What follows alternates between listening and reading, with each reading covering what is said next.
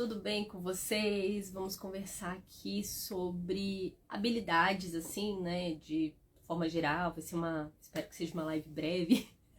Mas normalmente eu minto, eu falo que vai ser breve e a gente começa a conversar. Muitas vezes quando a gente vai avaliar uma criança, para quem já participou da minha imersão, quem já participou, quem tá participando do meu curso, enfim, quem acompanhou, vê que normalmente a gente divide em habilidades específicas. Então, assim, por exemplo, a gente fala que um comportamento, ele é um comportamento de ouvinte, em um momento. Aí a gente vai e fala que comportamento é uma imitação, enfim, habilidades motoras, motora grossa, motora fina, e a gente começa essa classificação. Mas a gente tem que entender que, na verdade, isso daí é uma diferenciação didática, para a gente enxergar o repertório da criança. Tudo está conectado, tudo depende, uma coisa depende da outra. Então, assim, vamos lá. Vamos começar com um bebezinho que ele vai fazer um rastreio visual. Um bebezinho de 6 meses, onde a mãe chama pelo nome, e nessa idade já é esperado que a criança, quando a mãe chamou pelo nome, a criança vai e acompanha, minha mãe tá chamando. Vamos lá pensar o que essa criança precisa para isso.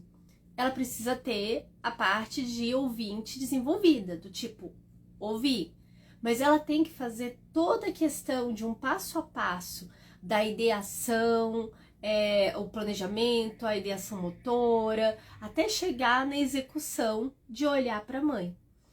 Mas para isso, ela tem que ter a parte motora também desenvolvida. Então, muitas vezes ela pode até ter toda essa ideação e tudo, mas ela não tem esse controle do abdômen ainda direitinho, o pescocinho ela não consegue virar ainda direitinho por conta de algum déficit, alguma questão assim. Então, é tudo conectado, é tudo interligado. Todas essas habilidades que a gente vai conversando, elas são conectadas. Então, por exemplo, a gente vai falar sobre habilidade motora. Vamos seguir aqui, eu acho que vai ser bem bacana a gente falar um pouquinho sobre habilidade motora grossa. Se a gente chega, por exemplo, numa avaliação e a pergunta é a seguinte: andar de maneira apropriada. Para vocês, o que é andar de maneira apropriada? O que vem a ser caminhar de forma apropriada? Então vamos voltar um pouquinho antes, porque aqui já avança. O que é engatinhar de forma apropriada? O que é a criança se levantar e seguindo nas paredes de forma apropriada quando ela é bebezinha, né? Então a gente tem que se perguntar isso daí na hora de conseguir avaliar. Ajoelhar, como é que é ajoelhar de forma apropriada? O que é o correr, né, de forma apropriada? Então, nós começamos a analisar os comportamentos dessa forma. A gente tem que ter essa noção do que é a resposta que a gente está esperando para conseguir avaliar de forma, enfim.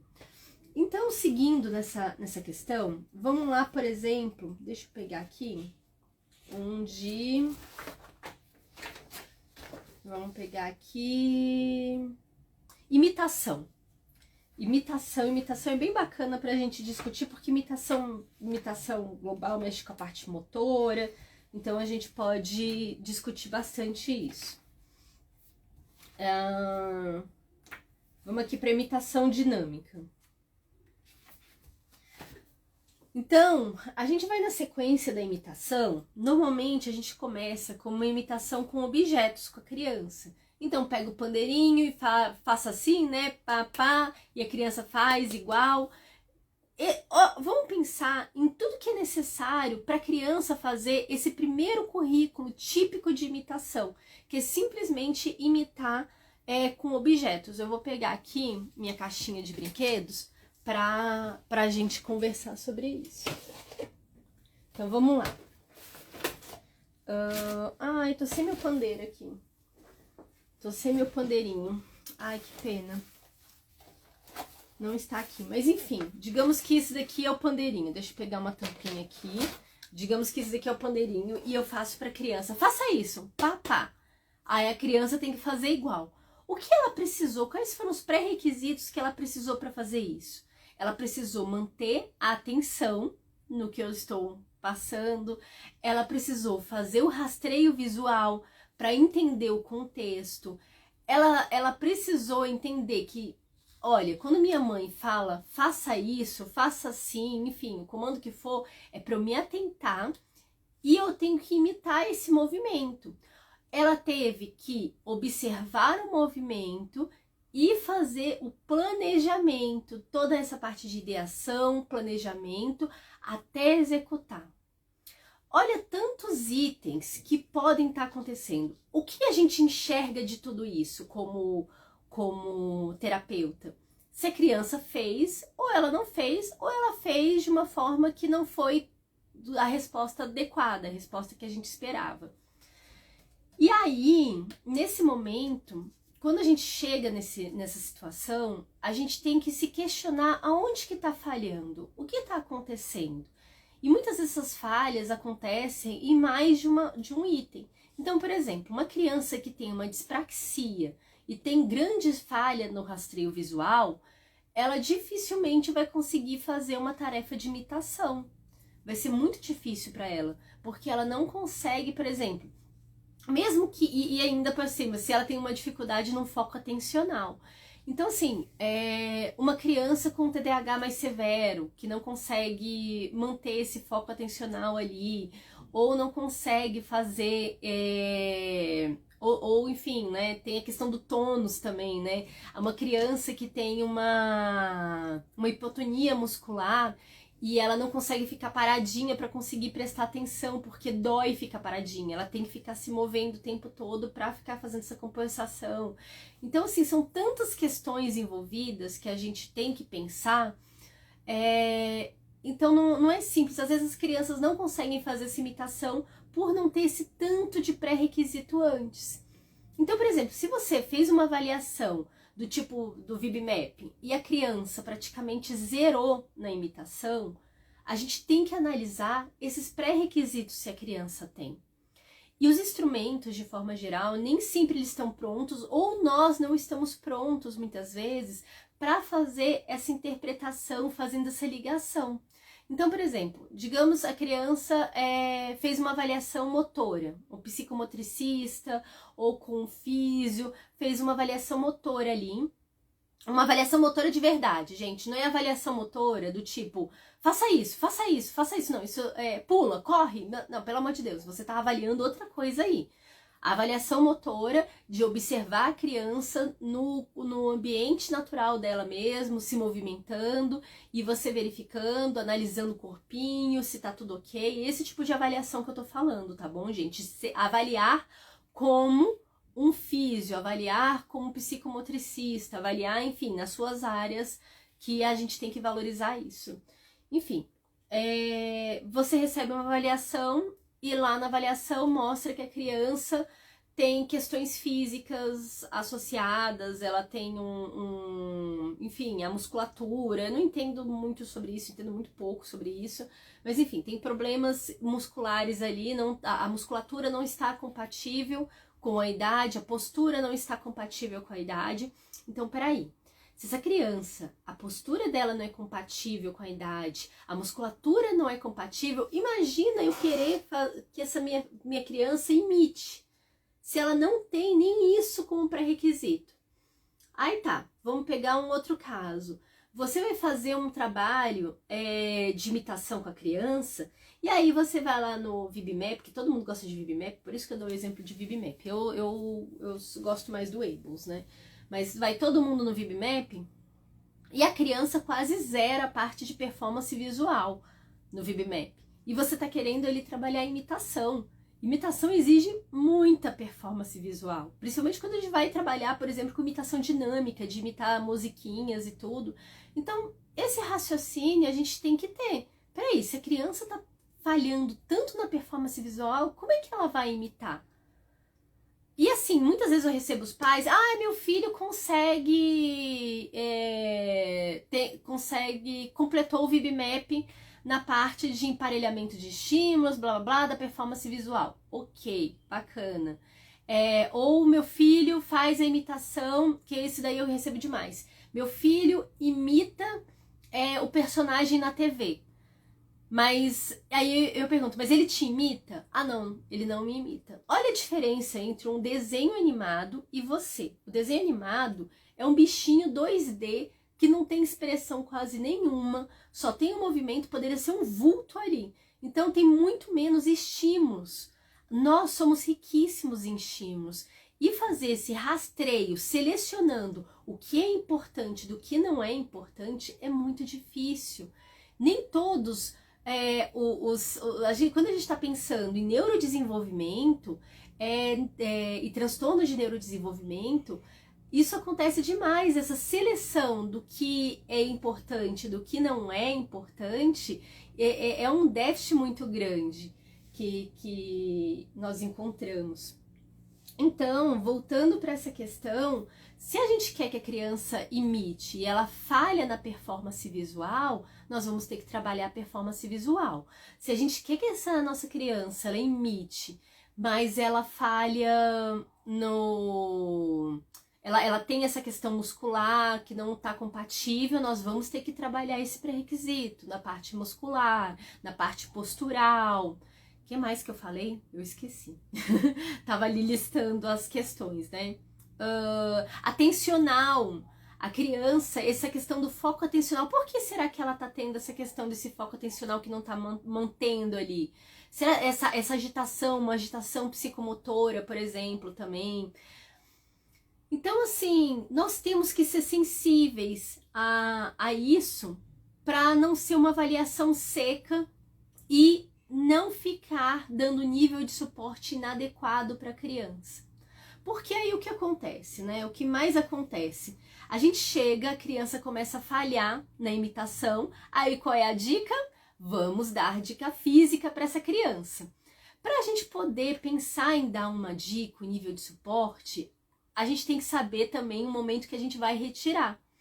Se a criança ela tem questões posturais, questões musculares, ela falha na performance visual e tudo, você vai estar ali dando toda a ajuda física durante 2, 3, 4, 20 sessões e ela não vai absorver. Eu falo por experiência própria porque o Aquiles foi desse jeito. A gente não tinha sensibilidade na época de perceber que ele falhava demais na performance visual, ele não entendia o que estava acontecendo ali com ele.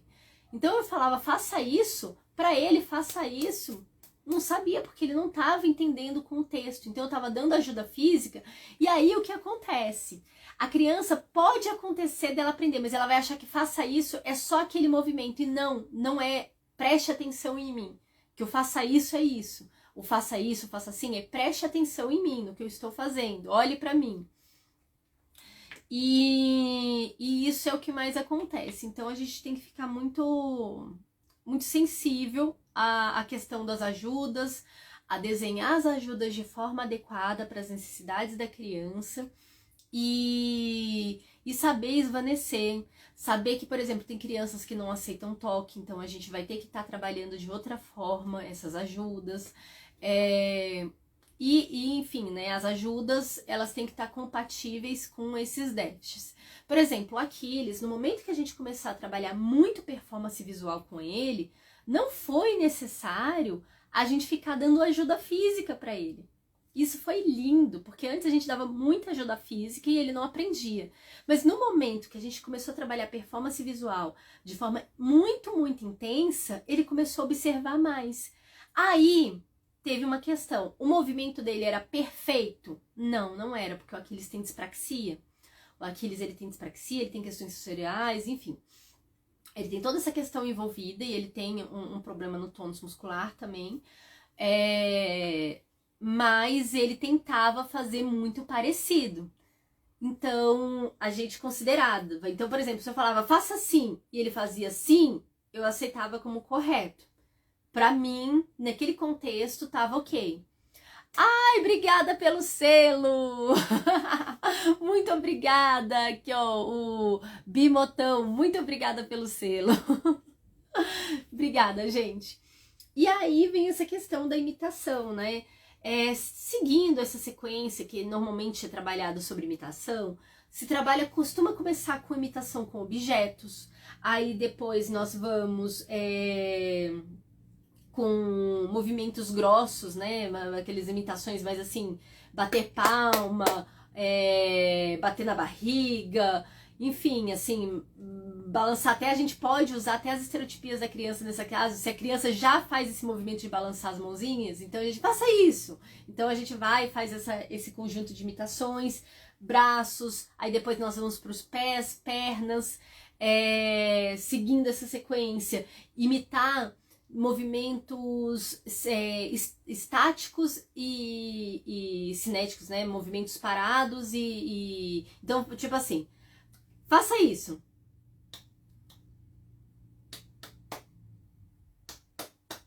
Entende? Então, movimento, para. E aí a gente segue nisso. Que mais? Movimentos com a cabeça, movimentos com a boca, com o rosto. A gente começa a trabalhar isso. Movimentos com a língua, com a boca, movimentos mais finos, né?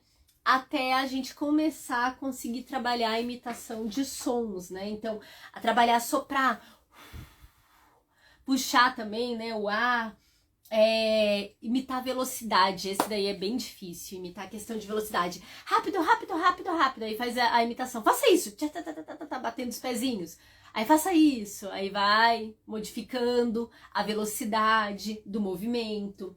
Então, nós vamos trabalhando toda essa sequência de atividade.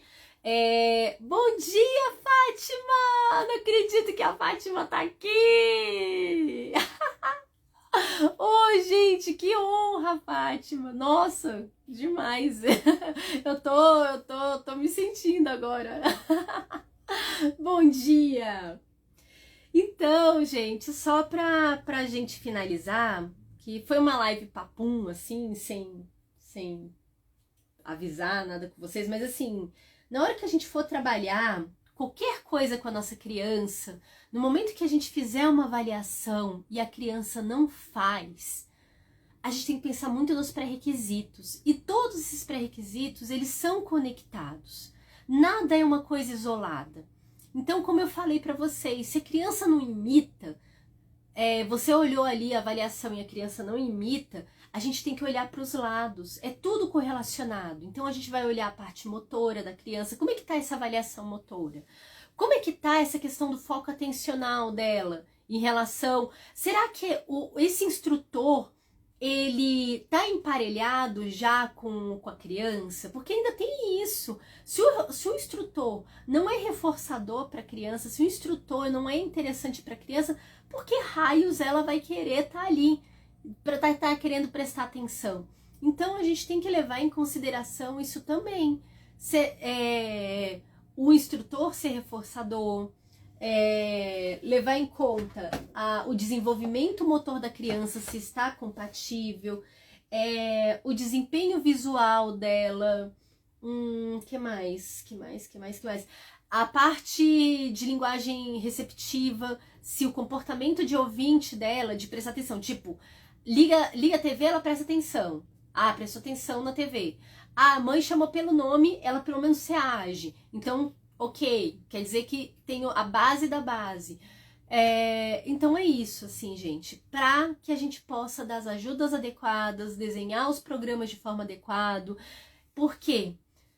Quando a gente for desenhar esses programas, a gente vai desenhar vários objetivos a curto prazo. Então a gente vai fazer vários objetivos a curto prazo para chegar lá no topo da cereja, né? Então é isso, gente. É isso que eu queria conversar com vocês. Vamos entender que as avaliações, elas são de forma didática. A gente separa em habilidades para depois juntar tudo. É uma forma da gente conseguir enxergar a situação, e essa avaliação, quanto mais completa ela for, quanto mais profissionais de áreas diferentes nós trouxermos, mais rico vai ficar essa avaliação, mais rico vai ficar o nosso plano de ensino, os nossos programas. A gente só tem que parar e pensar. A gente tem que parar de querer pegar receita pronta na internet e querer fazer igual com as crianças, porque não vai dar certo. Transtorno de neurodesenvolvimento é muito complexo, cada criança, todas as crianças deveriam ter o seu plano de ensino, independente de ter transtorno ou não, mas dentro do transtorno de neurodesenvolvimento exige uma atenção extra em relação a isso, devido às complexidades, devido à nossa sensibilidade. Então é isso que eu queria falar com vocês. Tudo de bom para vocês, um ótimo dia, né? Uma ótima quinta-feira, que vocês rindam bastante no serviço, em casa, com suas crianças, e até mais. Tchauzinho!